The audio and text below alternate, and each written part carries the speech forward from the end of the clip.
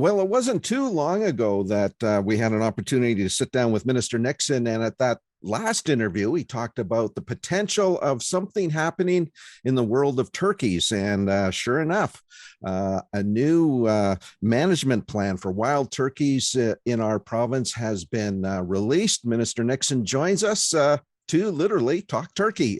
Minister Nixon, thanks so much for doing this. Well, thanks for having me on, Michael. So let's jump right into it. What was the reasoning behind a new management plan for turkeys? Well, it's actually been asked for a long time, even prior to me being minister, as you know. And the core reason for that is we have a special species that is providing a unique opportunity in our province, a high demand opportunity. I mean, a large amount of people apply to be able to go hunt turkeys every year, and only a small percentage, as you know, are fortunate enough to be able to achieve a tag. And so there's been a desired goal to be able to develop a plan that ultimately could help turkeys increase in population in our province and be able to increase that opportunity for Albertans to be able to go out and harvest that species. So we've been able to get the plan signed off on and are be able to continue now into the next stage of that with our partners like the Alberta Conservation Association. And all of this, though, at the end of the day, is a goal of trying to be able to increase the hunting opportunity for turkeys in our province by about 50% over the next couple of years. And then hopefully that we can end up in a situation where people aren't waiting decades for an opportunity to be able to go out and harvest turkeys in Alberta. Now, currently, if my understanding is correct, there are two major populations, one in Cypress Hills, one up in the Porcupine Hills. Is it your intent to grow those populations, or are you looking at expanding the range of turkeys throughout? And I guess we should also acknowledge we're already at the northern end of their range as well. Yeah, so certainly we're not about to try to transplant turkeys way up in the northern Alberta. It won't work. We are at the northern portion of that range.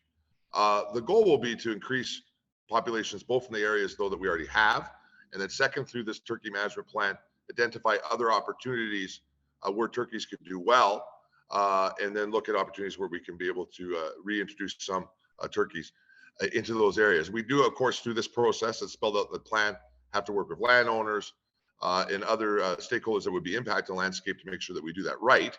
We don't want to create conflicts between turkeys and landowners and others on the landscape.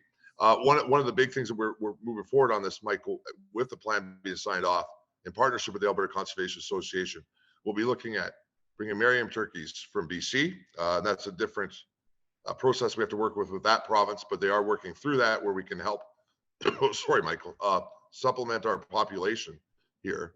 And then with Manitoba, we're looking at bringing eastern turkeys here as well to come onto the landscape to help increase those opportunities. So you mentioned the landowners component, and I guess there is a cautionary tale out there already. We learned by bringing in wild boar that, and now we've got a real issue with that. Not that turkeys are the same issue, but it was that something that you did have to consider. And I guess the back end of that question is the potential for disease as well.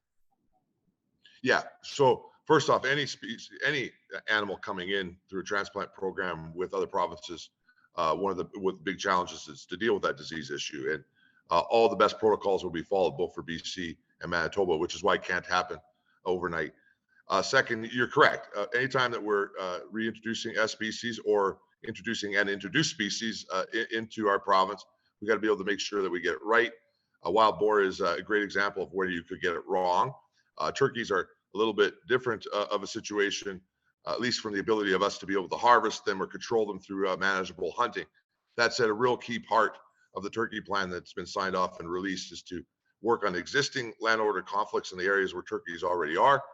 Second, to do proper mapping and other processes on the landscape to be able to identify appropriate places where turkeys should be, where we can avoid those type of conflicts.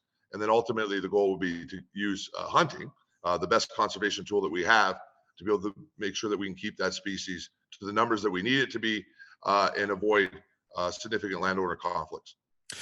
So is the objective then a plan to bring in turkeys for a sustainable population. We're not really, I guess the equivalency that I would draw is that this is not a stocking a pond.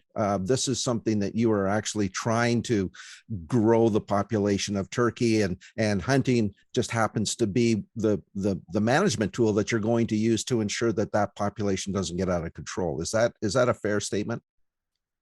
Yeah, that's a fair statement, Michael, for sure. And we're, we recognize that we're not going to be able to make Alberta the mecca of turkey hunting in North America. We are at the northern portion of the range, but at the same time, it's an extremely popular activity in our province, something that many Albertans want an opportunity to be able to participate in. And we see an opportunity where we can do that in a sustainable way, and while managing conflicts. And that's what we want to work on. And, I do want to mention how hard the Alberta Conservation Association has worked on this. This has been a long time dream of theirs to be able to advance this forward. And that's another part of this that really excites me, is how much involvement outside of the departments, outside of Alberta Environment and Parks, there are with great stakeholders who are really dedicated to hunting and fishing in our province, but as well as conserving all of the unique species that call Alberta home. So in the meantime, until things, I guess the populations start to grow, is it your intent to sort of maintain the draw system until such time populations can allow for perhaps more draws or become a general bird season? Yeah, that's the intent at the time. For now, I think it's the only way forward for the moment. And in the short term, what our goal is over the next 3 to 4 years, to see if we can increase opportunity by, again, as much as 50%.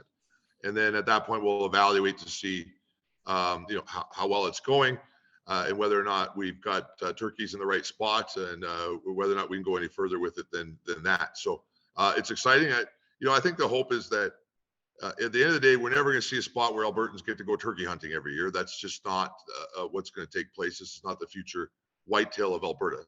But this is a situation where we may be able to go and harvest a turkey, several times within our lifetimes, and be able to experience that unique hunt here in Alberta for Albertans. And ultimately, I think that's our goal here at Alberta Environment and Parks for the species.